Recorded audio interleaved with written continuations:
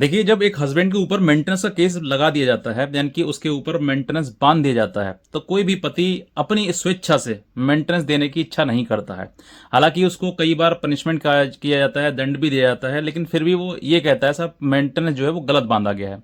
या तो उसकी जो इनकम है, आय है, उसके अनुसार नहीं बांधा गया है, या फिर उसकी बात को सुना नहीं गया है, या फिर जो महिला है वो पैसा कमा रही है लेकिन वो छुपा रही है, और वो बता रहा है, चिल्ला रहा है कि साहब ये पैसे कमा रही है लेकिन फिर भी मुझे मेंटेनेंस देना पड़ रहा है।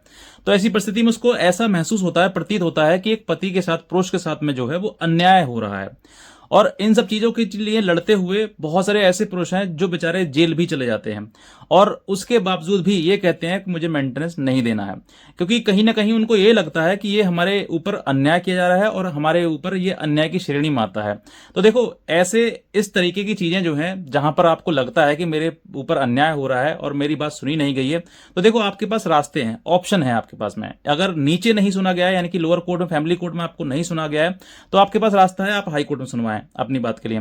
और वहां पर भी अगर आपको नहीं सुनवाया जा रहा है तो फिर आपको सुप्रीम कोर्ट सुनवाएं। तो कहीं ना कहीं आपको लड़ना तो पड़ेगा इन चीजों से। और आप ये सोचें साहब हाथ पे हाथ रख के बैठ जाएं, हमें अपने आप सुनवाया जाएगा, तो ऐसा संभव नहीं है। आपको लड़ना पड़ेगा। अगर एक बार युद्ध हो गया है ना शुरू, तो फिर आपको लड़ना पड़ेगा। इसमें दो राय, कोई ऑप्शन दूसरा है ही नहीं। आपको सिर्फ और सिर्फ लड़ाई के सिवा कोई और रास्ता है नहीं। या तो साथ रहिए या फिर अलग हो जाइए। अलग होने का ऑप्शन बहुत रेयर होता है, और साथ संभावना है नहीं रहने की, तो क्या है, लड़ना ही एक ऑप्शन है, लास्ट ऑप्शन। तो ऐसी परिस्थिति में जहां पर ये लगता है कि भाई मेंटेनेंस हमें देना है, नहीं देना है, तो फिर जेल की प्रोसेस भी चला जाती है। बहुत सारे ऐसे फैमिली कोर्ट्स हैं, आज भी हैं, जहां पर कि पति के विरुद्ध जो है एनवीडब्ल्यू जारी कर दिए जाते हैं, गैर जमानती वारंट जारी कर दिए जाते हैं, और उसको उठाकर जेल भेज दिया जाता है। ऐसे बहुत सारे लोग हैं जो आज तक जेल भी चले आए हैं, चले गए जेल में, कई बार वो जेल घूम आए, लेकिन फिर भी उन्हें मेंटेनेंस देना मतलब भाता नहीं है। तो आज मैं आपको ये बताऊंगा कि अगर आप बार बार जेल के लिए तैयार हो रहे हैं, या फिर आपके केस में वारंट इशू हो रहे हैं, तो मैं आज आपको दो जजमेंट ऐसे बताऊंगा, एक ऑनेबल सुप्रीम कोर्ट का और दूसरा ऑनेबल हाई कोर्ट का, जो कि आपके लिए जानना बहुत जरूरी है। क्योंकि हर बार, एक बार आपके आपके विरुद्ध जो है मेंटेनेंस दायर कर दिया गया है, यानी कि मेंटेनेंस बांध दिया कोर्ट ने, और उसके बाद फिर पत्नी ने रिकवरी सूट फाइल कर दिया है, तो फिर उसमें बार बार आप पैसा जमा कर दोगे, नहीं जमा करोगे, किसी बार के स्किप हो गए, या आपकी फॉर एग्जाम्पल किस्त होती है ना, तो जैसे पैसा जमा कर दोगे तो ठीक है, नॉर्मल चलता रहेगा, मतलब वारंट रिकॉल हो जाएगा। अगर आपने एक बार पैसा नहीं दिया तो फिर वारंट इशू हो जाएगा। यानी कि कहने का मतलब यह है कि बार बार आपके सामने ऐसी चीज आएंगी कि बार बार पुलिस आपके पीछे भागेगी। तो इन सब चीजों के लिए आप इसको रोक सकते हैं। जो बार बार आपको जेल भेजने की बात की जा रही है कि जेल भेज दी जाओगे, तो वो अब नहीं होगा। अब आपको सिर्फ और सिर्फ ये दो जजमेंट्स का हवाला है जो आपको देना पड़ेगा। और उसके बाद मैं कहता हूं आपके मेंटेनेंस की जो रिकवरी है, उस रिकवरी तो होगी, लेकिन एनवीडब्ल्यू या गैर जमानती वारंट आपके खिलाफ इशू नहीं होगा। ये फैमिली कोर्ट के लिए भी डायरेक्शन कर दी गई है। वो कौन कौन से जजमेंट है, मैं कम समय में आपको ज्यादा बताना चाहूंगा। सबसे पहले जजमेंट है ऑनरेबल सुप्रीम कोर्ट का, जिसमें स्पष्टली कहा गया है कि ये जो मेंटेनेंस का जो मुकदमा, जो जजमेंट आता है, वो एज अ सिविल प्रोसीजर की तरह फॉलो किया जाएगा। यानी कि उसको मनी डिक्री ट्रीट किया जाएगा। मनी डिक्री का मतलब है कि सिर्फ और सिर्फ वो पैसे से संबंधित है। ऐसा नहीं है कि व्यक्ति, जो पति है, वो पति को उठा के जेल भेज दो अगर वो पैसा ना दे, ऐसा नहीं होगा।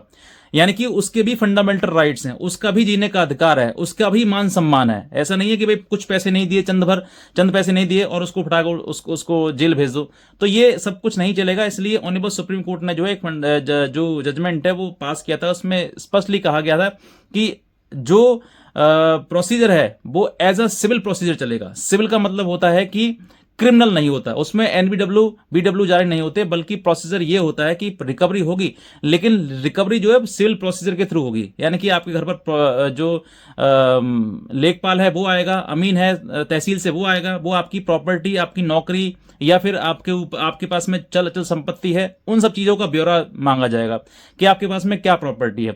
उन सब प्रॉपर्टीज, अगर आपके पास कोई चल अचल संपत्ति है तो उस प्रॉपर्टी को सीज किया जाएगा, उस प्रॉपर्टी को मतलब जब्त किया जाएगा, और तब जाके उसको बेचकर पत्नी को दिया जाएगा। ये बहुत लंबा प्रोसीजर है जो मैंने आपको चंद सेकंड्स में बता दिया है।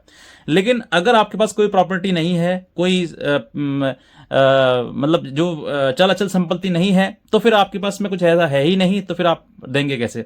तो वो कहीं ना कहीं एक चीजें रुकावट बन जाती हैं। तो यहां पर आपको जेल भेजने का जो प्रोसीजर है, जो एनबीडब्ल्यू जारी करने का प्रोसीजर है, वो नहीं होगा लागू। यानी कि स्पष्ट कर दिया और वो सुप्रीम कोर्ट ने।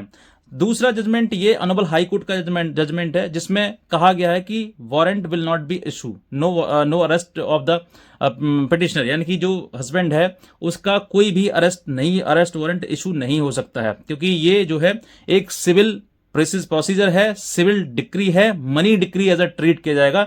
इसमें फंडामेंटल राइट्स को वायलेट नहीं किया जा सकता है हस्बैंड के, उसके भी जीने का सम्मान, उसका भी सम्मान है, उसको भी जीने का अपना अधिकार है, तो उस अधिकार को नहीं छीना जा सकता है।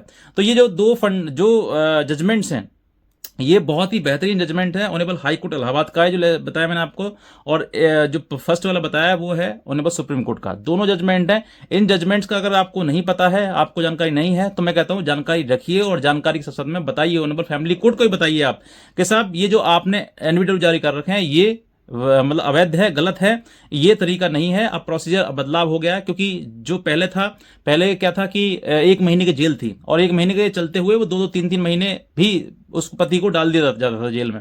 लेकिन अब ऐसा नहीं है, इसको प्रोसीजर को बदलाव कर दिया गया बिकॉज ऑफ फॉल्स एलिगेशंस। बहुत सारे ऐसे मुकदमे हैं जहां में झूठे आरोप लगाकर पति को जो है प्रताड़ित किया जाता है और मुकदमेबाजी करके उनको अपना जीवन और खुद का भी जीवन खराब कर लिया जाता है।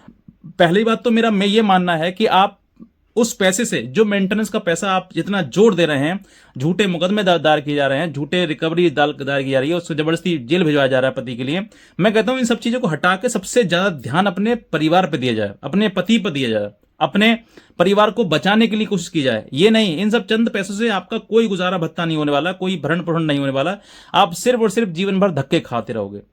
तो बेहतर है कि ये कुछ पैसे लेकर, मतलब ना लेने की जिद पर आप अपने पति को लाने की प्रयास करें, उसके साथ रहने का प्रयास करें, उसको जितना आप प्रताड़ित करोगे, प्रेरित करोगे, हो सकता है उसने ठान ली कि मुझे नहीं रहना है या मुझे नहीं झुकना है, तो फिर देखो पूरा जीवन भर वो मुकदमा चाहे कितनी भी चला लो, चाहे कितनी भी उसकी संपत्ति प्रॉपर्टी को कराओ, लेकिन वो साथ में नहीं रह पाएंगे।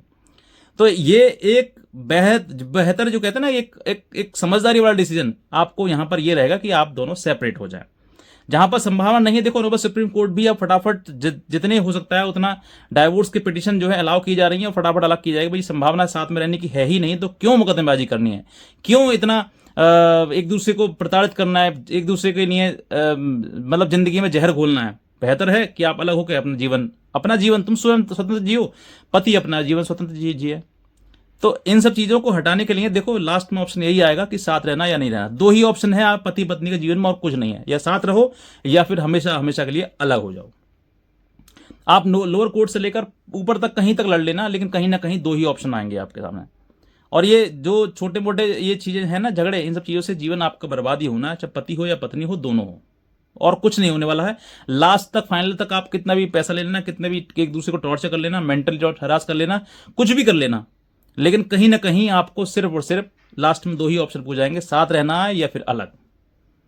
और बहुत समय से आप अलग रह रहे हो और लंबा समय एक हो गया है, बीत गया है, तो ऑनरेबल सुप्रीम कोर्ट का भी लेटेस्ट जजमेंट आ गया है, इसको कॉपी चाहिए भेज दूंगा आपको, कि जहां पर पति पत्नी के बीच में संभावना है ही नहीं, मतलब रिश्ता बन ही नहीं सकता, और काफी सालों से अरसे से अलग रह रहे हैं और बनने की कोई संभावना नहीं है, अनवर्केबल मैरिज हो चुकी है, तो फिर ऐसी शादी को मतलब डिसमिस करना, खत्म करना, उसको खारिज करना जरूरी है, यानी कि डाइवोर्स अलाउ करना जरूरी है, न्याय हित में होगा। और कई जजमेंट्स ऐसे आ चुके हैं ऑनरेबल सुप्रीम कोर्ट के भी, जिसमें आर्टिकल 142 के तहत पति पत्नी का जो शादी का संबंध था उसको विवाह विच्छेद कर दिया गया, यानी कि डाइवोर्स ग्रांट कर दिया गया है। तो आप सिर्फ मेंटेनेंस के ऊपर मत रहिए, साथ में रहना है या फिर नहीं रहना, अपने मन से पूछो, अपने दिमाग से पूछो कि मैं साथ में रह सकती हूँ या फिर नहीं रह सकती हूँ। नहीं रहना है तो मुझे लड़ना क्यों है, क्यों किसी के को दुख देकर तुम खुद सुखी बनना चाहते हो। मत दो किसी को दुख, जिसने तुम्हें दुख दिया भगवान उसको दुख देगा, बस इतना सोच लीजिए। अगर मैंने गलत किया है तो मेरे साथ गलत होगा, अगर उसने गलत किया है तो उसके साथ गलत होगा। आप कितना भी नीचे न्याय मतलब किसी के साथ में 2 दंड दिलवा लो, भगवान बिना दंड दिए छोड़ता नहीं है उस व्यक्ति को जिसने एक दूसरे के साथ में गलत किया हो। तो भगवान के भरोसे रहो। आप क्या दिक्कत आ रही है, परेशानी उसने दी है मुझे, तो मैं उसको जैसे होगा भगवान दंड देगा उनको। तो आप किसी प्रकार से घबराओ मत, परेशान मत हो, बस इतना समझो कि अगर साथ रहना है तो रहिए, नहीं रहना है तो अलग हो जाइए। ज्यादा मुकदमेबाजी करने की आवश्यकता नहीं है। ये सब चीजें समाज को गलत दिशा में लेकर जा रही हैं और गलत चीजें बन रही हैं। इतना कहना चाहूँगा, कोई भी लीगल हेल्प चाहते हैं और जो जजमेंट है मैंने आपको बताया 142 जो आर्टिकल है उसका जजमेंट अगर आपको चाहिए, या फिर जो अरेस्टिंग के संबंध में है उसका जजमेंट अगर आप चाहिए, तो दिए हुए नंबर पर आप व्हाट्सअप कर सकते हैं, मुझे मैसेज कर सकते हैं, मैं आपको जजमेंट की कॉपी प्रोवाइड करा दूंगा। इतना कहना चाहूँगा। आज का वीडियो देखने आपसे बहुत धन्यवाद।